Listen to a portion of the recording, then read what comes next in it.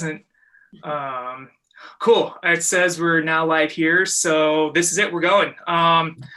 And we're here for one of our next open room, open mic sessions. And we've got Laura Allred Hurtado from the Utah Museum of Contemporary Art joining us.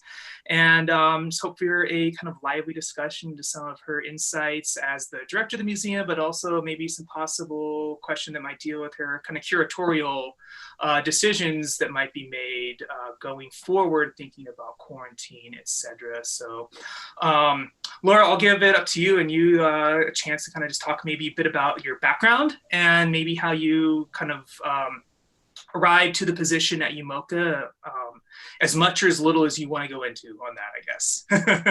Sure. My name is Laura. Hi. So I've been at UMOCA a year. I hit my year mark last month. Sort of a tumultuous time to hit a year mark, but proud nonetheless. I was previously the curator of global acquisitions art curator at the Church History Museum for 7 years before that, and then had worked at UMOCA as the curator of education. I also have worked at SF MoMA and then done quite a lot of freelance curatorial projects, both in the state and outside, a few book projects and things like that. Yeah. But very honored to be at UMOCA. It's an institution I really deeply believe in. So it's, it's nice to be a part of that team and about that institution, because I think that they, really do important things, not just with their deep investment in contemporary art, but I think, Jared as a curator is really collaborative with his approach to his work with artists. And I think, the institution itself, its commitment to really being civically minded and committing to dialogues around social justice or around even just social issues that exist within our time, that ability to really grapple with who we are and what the present means now is super important to me. So really honored to be there, and that's my background. Awesome. We're, as Utahns, I think very lucky to have you at the helm of UMOCA there. And I'm, for one, am definitely really excited to kind of see how the future years keep developing for you and for just that program in general. So hey, we're excited too. Thanks. Yeah. Maybe on kind of that note and those kind of lines, maybe just a chance to talk about some of the current programming that you guys have up at UMOCA and maybe some things coming up this summer that we can kind of look forward to. Sure. I think, no surprise to anyone, COVID-19 global pandemic really, it felt like we had this set trajectory where we had this plan mapped out for us for the next 2 years, where we're going to do this, and then this program will happen, and then this will happen, and these shows will happen at this time. And I remember about a week after, and we had kind of really been building momentum. We had opened the Guerrilla Girls exhibition and with quite a lot of public support, and then had the lecture with Kata Kolowitz just that Monday, and then we ended up closing that Thursday. And I don't know whether we were in New York, Jared and I, with a group of UMOCA donors and supporters. We came home on the 9th of May, and I think we just didn't kind of foresee what was happening, or we were really kind of in denial. And so when the governor kind of announced the state of emergency and the president announced the state of emergency, I think we had no plan for that. Our mode of operation was really what we had kind of laid out and this trajectory that we were on. And so I think, that next week, we were all on a Zoom conference and kind of like licking our wounds a little and what the hell just happened? It was really disorienting. And I think a lot of people can relate to that feeling.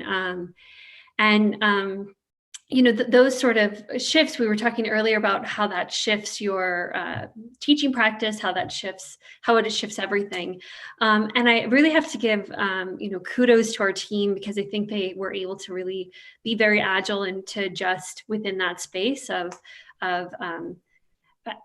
I think you're adjusting within that space of uncertainty while you're simultaneously grappling with like this existential dread and this like impending doom, and trying to kind of like patch life together, and those boundaries between work and life kind of melt. And so all of those kind of conversations kind of led to be part of our museum practice, and led to be part of the dialogue of our team. But we came up with 4, I think, pretty strong projects in response that we're working on, and that we're really invested in. One is Art Every Day, and it's an art ed a piece where on our Instagram story we post hands-on art making projects for homeschoolers or bored adults, or people looking for things to do. But it's actually a kind of a rigorous program to be posting and coming up with that level of content every single day. But we really wanted to show a commitment to especially those students, those younger students left at home, and kind of who were also, I think, really kind of bewildered and needed some sort of regularity. One of the things we talked about as a team was when we were kind of reevaluating what kind of programs we felt like were needed and what we're looking for, we asked ourselves, like, what is it that our audience is looking for? What are their needs now? And we came up with kind of 5 things that felt true to us, that people were looking for comfort first, and they were looking for consistency, and they were looking for, I should have written these down because I'm suddenly freezing. Comfort, consistency, community, something to do, creativity. That's 4, but we're going to stick with that. And we really want to respond to any program that we did to offer that. Like, obviously, like, we can't go around and hug every person in our audience and hug all the artists whose lives were really traumatized by that, even though that's actually truly what we wanted to do. I think never before have I like wanted to hug every single person I see, like, oh, this sucks right now, and 6 feet. So Art Every Day was our response to that, for our most kind of our youngest audience member. But also, we partnered with Alex Caldiero, a poet who will be doing a retrospective at our museum in 2021, which we're super excited about. Caldiero, if you don't know, has poetry, is listed in the Dictionary of the Avant-Garde. He's a cenotapher, a big important deal, and was in Trent Harris's Plan 10 as a shaman, a weird and interesting sort of person. But he wrote a collection of poems called Poetry is Wanted Here in response to the 9/11 crisis. And so we're reissuing some of those poems within this frame. So we post those every Friday, and we took over our banners in front of our museum with also that project. And then lastly, the other kind of major project that we're working on is Lawn Gnomes. And Lawn Gnomes is our effort to kind of get out of the digital space. I mean, for the last like 3 or 4 days, I've kind of come out of my cave of, my office at my house is in my upstairs bathroom. It's really classy. It's like one of the few doors with a lock in my home. And I'm on Zoom calls from like 9 until 6 or whatever. And you have this like true screen fatigue after a while. And so it was important for us to try and connect people back into the physical world. I think, in this slowdown, there's some artists that are making a ton of work and are really being prolific. And I think there's other artists that feel just really shaken by the change and by the uncertainty. And so they're like gardening and painting their house, and that's comforting, and that's a therapeutic practice. And I think most of my team is in the latter Jared is making sculptures from like objects he finds in his junk drawer, but like his kitchen junk drawer. But you know, for the most part, it's not like these grand masterpieces being made from this slowdown, which is on one hand like sad, right? Like you, in your mind, you felt like if I was given all this time and everything slowed down and I had this, you know, a different set of circumstances, I could make a ton of work. But I think there is this arm of emotional and psychological trauma that's happening, even if we are, especially here in Utah, you know, safer than other states and able to go outside. I think that trauma or that kind of, I don't know, existential kind of crisis is something that needs to be acknowledged. And so so lawn gnomes is our kind of playful reaction to that. And what we're doing is just asking artists of all kinds to make any kind of art installation in their front yard. We started with a key group of 7 artists, but we just had 3 more artists in Ephraim pop up. Those will go on our website in a few days. So it's a growing project. If anyone is listening here, do an installation and I will drop off a lawn sign to you. I think it's such a fun project. I drove the whole course and saw all of the works. So they go as far north as Bountiful and as far south as Ephraim. It's really cool to see people shifting that gallery space out of the white walls or out of their studio and just into their yards, and kind of as a gift to the neighborhood, or a gift to their community, is something to think about. Yeah, that's awesome. And one of the questions how as you're talking about that, I was like, do you have any parameters on like maybe the space for that? Like, if somebody was listening from like Idaho, would they be able to participate in New York City? Or is it like a Utah thing and it just at the moment hasn't kind of skirted south of Ephraim, but it definitely could? Or like, what are those sort of parameters? Yeah, I mean, we want it to really take off. So, yes, New York, please do it. And, I think partly at the very beginning, I was watching videos from Italy, and there was a man singing or he wasn't singing, he was playing his saxophone, and he played Imagine on his kind of balcony. It was so powerful. And I think there are these ways in which artists are producing in a way that's offering comfort or like consistency or hope. So yeah, wherever you are, do it, and tag Lawn Gnomes 2020, and we'll mail you a sign. Awesome. And I won't drive it out to New York, but that's cool. It sounds like there's some really great things happening with UMOCA right now, Laura. And I want to get back to this idea of education. And I know that you have a strong commitment to education, and I was wondering how your work, not only with SF MoMA, but what you've done at UMOCA as an educator has informed some of your curatorial decisions. Yeah, I think that's a great question. For me, I think, what smaller institutions like UMOCA sometimes struggle with is, they work on putting together really smart and interesting exhibitions, but then they fail sometimes to make a bridge between the ideas explored in the exhibition and the audience that is walking through. And so we've tried to do a few things, some of which are kind of new approaches for me, but one is to create visitor surveys to truly understand, like, what is your experience? How can we understand it? And then how can we meet those needs?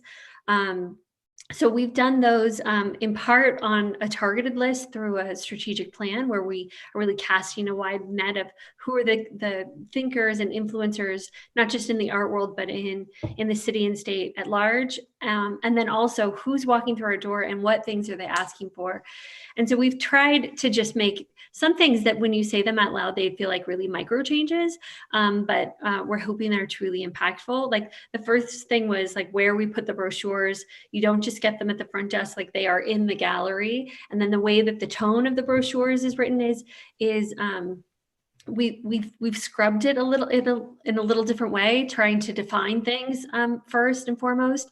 Even the brochure, the more extended brochure from Guerrilla Girls was really important, as well as the manifesta in the Guerrilla Girls was important to us because for us, it was trying to create a bridge or an architecture between the viewer and the exhibition. I think, some of the best institutions create that bridge, and the bridge is like really well designed so that you don't feel talked down to, you don't feel like they're pandering or being cute about things, that the ideas are not watered down, but there is a way for you to get there. And that's really important to me. So we're doing an exhibition in September. We're opening it in September, I think.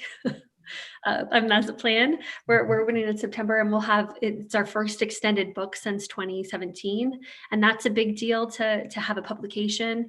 And that's another one of our goals, to kind of have that kind of commitment of those kind of they're not those ephemeral projects that help kind of support an exhibition, and programming is a really important arm of that as well. That we had a screen series set up, and a lecture series, and I think that helps people kind of walk their way into the deeper ideas that exist within the show. I'm glad you mentioned the manifesta. I thought it was really powerful. Congratulations on the Guerrilla Girls show. I walked through with Andrew before the museum shut down. Fabulous. And I understand that the manifesta is garnering quite a bit of traction, not only locally, but kind of nationally as well. And I was hoping maybe you would speak briefly about maybe how that came to be and kind of how it's moved around since then. Sure. During Sundance, there was quite a lot of visiting artists and collectors, one of whom was Kat Gund. Her mother is Agnes Gund, who is a world-renowned collector, was on the board of MoMA for 12 or 15 years. And I had the opportunity of interviewing Kat because she had made a film. And then Kat introduced me to Hank Willis Thomas that weekend. And then Hank invited me to LA MoCA in the end of February. And the Four Freedoms team was planning on doing a post on the manifesta after the Four Freedoms Festival, but then, COVID, whatever. But we went there, and I went to LA, and it was a really interesting experience because there were delegates from all 50 states, as well as delegates from, Puerto Rico and Guam and Canada, I believe. And Klaus Biederbach was there kind of leading some of the efforts. So we were, it was set up as a kind of dialogue. So I shared the manifesto there with that group, really trying to use it as an example of a way that an institution can take a show like the Guerrilla Girls that is really staking a political claim, but a lot of their posters are or their statistics are dated in 1980s sort of statistics, and make it current, or I think the ideas are most definitely current, but make it current within the dialogue that they exist today.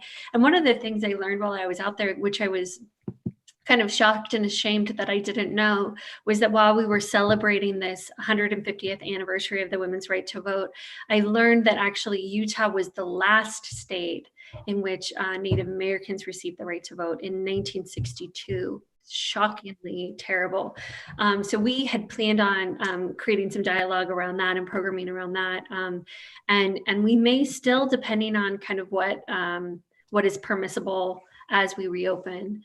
Right now, our current reopen date is July 1st.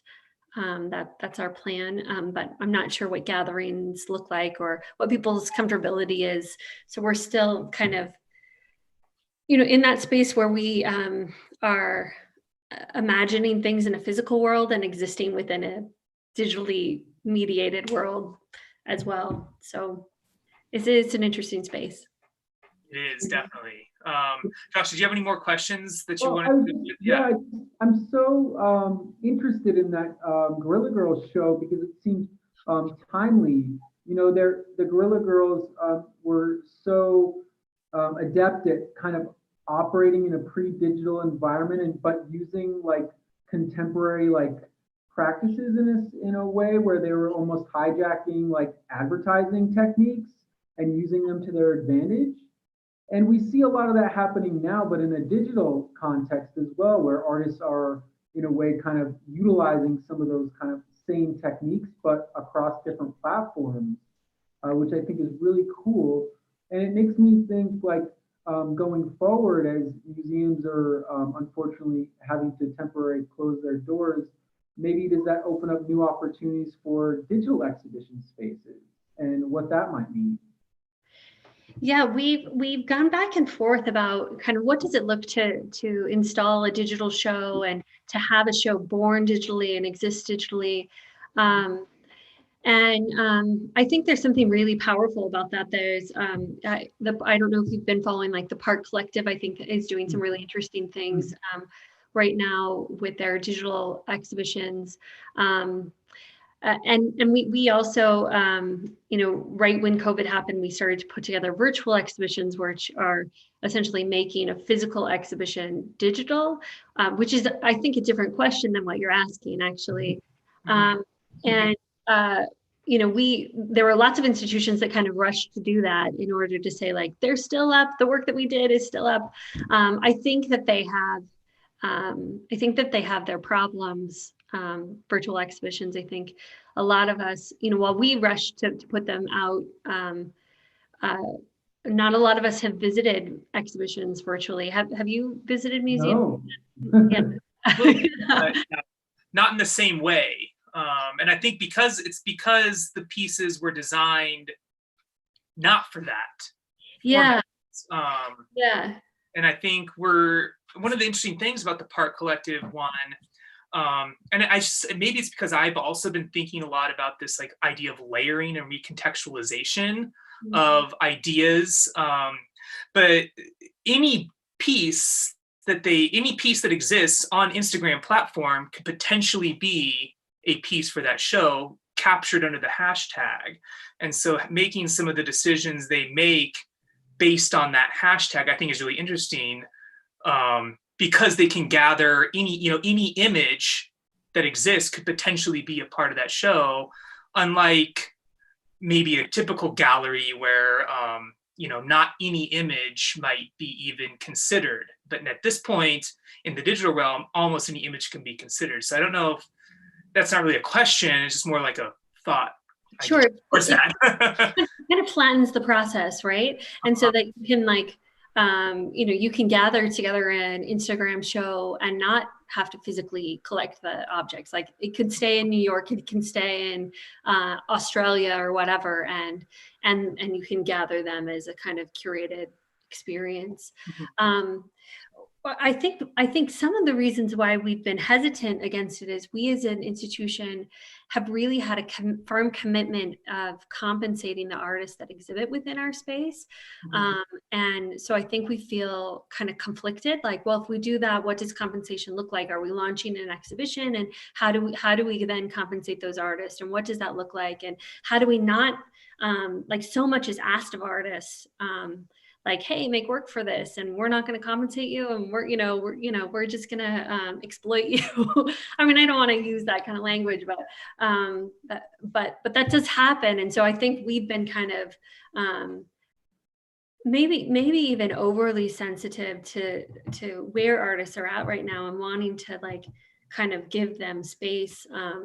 But I think you're right. There is a really interesting opportunity to curate a show within a digital space and to tell a really particular story that you can't tell in a physical way because there are realities and limitations. Yeah, and even just like the capture, the umbrella that can fit now is almost greater within those limitations. It feels at odds of itself in a way. There's almost like prompts within prompts to be able to have stuff exist. And I just find that really interesting. And I'm excited to kind of see where and how that continues to develop and what the artists choose to do. As an artist myself, I kind of make work for somebody to hold and have an object, but now with the realization that that might not be the case for quite a while. Right. And so how do I change that? Do I change? Do I need to? Do I want to? Impact work, and how does that change the narrative? Sorry, go ahead. Yeah, no, it's that same conversation. And then I think it's because it was something I was talking with my class, but it's been really present in my mind. Benjamin's idea of the aura surrounding an art object, and where and how does that start to change? And is there aura? Like, is the aura the presence of the Mona Lisa itself, or can you have that same experience with a print of the Mona Lisa? Like, what does that exist? And now how do we recapture those experiences through the lenses and screens that we're living through now? I think it's just it's such an interesting and complicated question. I mean, Benjamin was writing nearly 100 years ago now. I mean, at least in the late 40s or late 30s. But that question, that what does art? How does art exist in the age of the mechanical reproduction, and how does it exist in the age of its digital reproduction? It's such an interesting question, and you talk about this notion of aura. And I was thinking this morning on my bike ride in preparation for this of Slavana Alper's article on the museum effect, and how the museum itself can create this meaning of within an object simply by isolating it and by framing it and by labeling it and by pinning it down. That alone can elevate an object. And so what happens when images and objects are just like one sort of screen slide away, right? Then everything gets sort of muddy, and I feel kind of I don't know, old fashioned or old in my ideas, where I still feel very like stuck in my need for the physical world. I feel very screen dreary, actually. And I miss that physicality of the original art object. I mean, museums at their very core are committed to, like, the bona fide is committed to the actual thing. We were talking before we recorded about Eva and Franco Mates, and I first saw their work actually at UMOCA, probably in 2011, maybe earlier than that, for New Frontiers. And one of their pieces was a performance where they had pretended to hang themselves, which is horrifying. And there was some sort of kind of chat format where you could, you didn't know who you were going to talk to, and you could enter a room and leave a room at any time, and then you went to talk to someone else. And so they just recorded people's reaction to this scene that they were seeing. And and they were kind of making a social commentary about, like, the way kind of reality gets flattened. Like, people would look at it and say, like, oh, that's not real, or oh, that's messed up, or no, I don't, they'd laugh. Like the inability to, like, things become sort of that notion of, like, simulacra, or like that idea of, like, well, things are just reproduced so many times, or when I see things on the screen like this, it's always fake, or it's always phony. And so we're not going to react in a way that is true to the thing that you are actually seeing, or the reality that you're actually seeing. And I think those are the kinds of questions that are raised. And in fact, the other issue is that when I saw that work, I saw it in a gallery being played on a computer, on a screen, and not, in my Instagram feed. And so I think there certainly was that museum effect framing that discourse and that dialogue, where they just set the computer up in gallery in order to position it within certain narratives, and to raise the discourse, rather than it feeling like sort of like this playful joke on a very serious subject. And so I don't know. I think I'm struggling with my real commitment of the aura, and maybe I'm not the right curator for the digital age. I don't know. I guess I just see that there's a lot of problems where where it creates a sense of like slickness or distrust or irony, or flatness, that it ends up feeling vacant really quickly. But there are other times where I think it could be very successful. So I don't know. I don't have the answers yet. Yeah, I was why it's like sorry, go ahead. It's such a big thing. It's hard to have. It's even hard to, I think, for me to like almost have opinions of it. Really, I sometimes like I definitely go back and forth.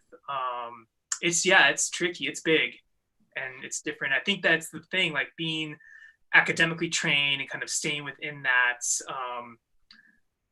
genre really, and being so much influenced of making and staying in a studio and this training that comes along with, we say artists need training, and the museum effect, does the museum say Duchamp's fountain is the piece of work because it was placed in the gallery, or does Duchamp say that that's the piece of art because he's the one that made it? It's kind of goes back to that question of,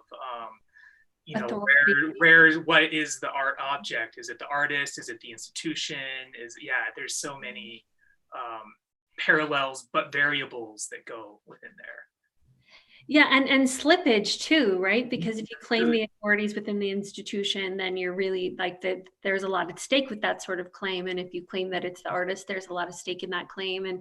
Or if you claim that it's just the narrative that was created in that narrative, or you take a kind of Guerrilla Girls approach, right? There's this like patriarchal system that allows you to deem this object, and only certain people are allowed to speak. And I don't know. Actually, I was at MoMA in March, and I was very interested in the way that MoMA was changing and revising a very previously set canonical story.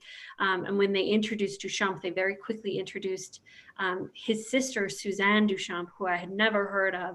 And they talk about Suzanne and Marcel as like very parallel thinkers coming up with Dadaism together. And it was a very different version of history than I had been told. And I think there's something interesting about the authority that museums have to stake a claim or to write history in a way that becomes truth, whether it's true or not. Cool. Yeah, I love that answer. Because it is. There's and you're realizing that you have this almost responsibility in a way to help elevate more so, everything that you can find, deem, and not be exclusionary. Yeah. But I'm curious as makers, not just within COVID, though I think COVID is making the question more immediate and more almost more of an emergency sort of question, how isolation is impacting your work, and how, knowing that some of the work you're making will be born and seen digital only, how that's changing your practice. I'm flipping the interview. So I feel like I'm in that latter category you brought up earlier of thought I would have all this time to just produce, and it's like, well, what the hell have I been doing? Like my days are full, but I don't really know what they're full with. Yeah. Why did I give so many hours to packaging? Yeah, it's such a weird. I don't know. So it's been kind of a rough start. I'm hoping that just more of it starts to, one piece might beget another and like get that kind of train moving again. But it's, not that anticipation I had of kind of the at-home residency that you might think you would get out of it. Yeah. How about you, Josh? I found myself feeling very disoriented personally. Having just recently moved and not being able to access my studio currently has been like a bit kind of unusual, but at the same time, I'm finding lots of new ways to interact with my community, and which is really great. So it's opened my eyes to kind of different avenues for artistic production that maybe I wouldn't have explored otherwise.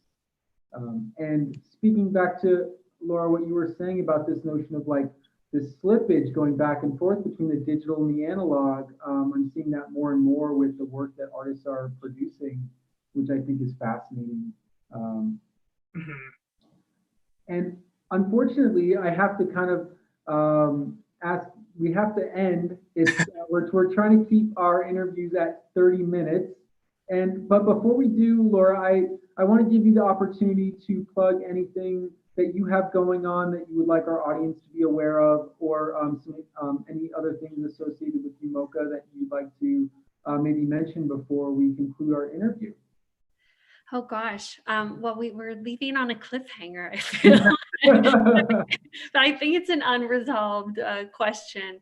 And I wanted to make kind of one final point that I've been toying around with. You know, as a student of art history, so much of the work that I know in my head, I know only through digital interventions, only through, you know, the slide carousel way back when, or, you know, PowerPoint now. And so I'm struggling with where that commitment to the aura lies and where reality is, and how you navigate that and what framework you use in order to navigate that. And I think they're interesting questions that are perhaps supposed to be unresolved right now, or we are in the process of answering them. I remember like when 9/11 happened,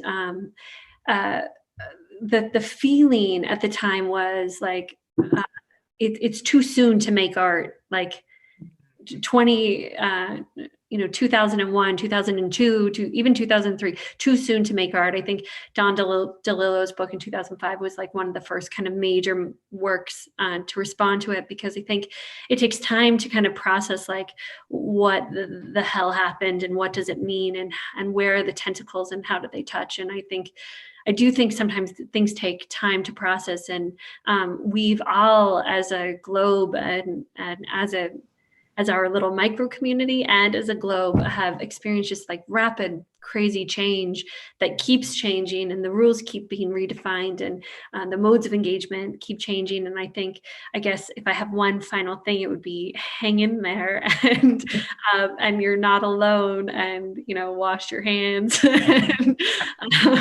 and make some work for lawn gnomes. Thank you, Laura. We really appreciate you joining us. Yeah, thank you. This was really great. I really appreciate you having me on. Yeah, we can't look forward to kind of more and just seeing what both you personally and kind of your curatorial side keep doing, but then on UMOCA as well. It's been really fun to kind of watch both sides continuing to flourish. And yeah, excited for what's next. So thanks so much. Yeah, thank you. Thank you. I love this. Keep having these conversations. This is great. We will. Yeah. Okay. Talk soon. Okay, cool. And now, cool. Share that. So that was it went great. Thank you. Yeah. So are we not live anymore? Well, we are. It says we're still live on YouTube, Andrew. Yeah, I'll end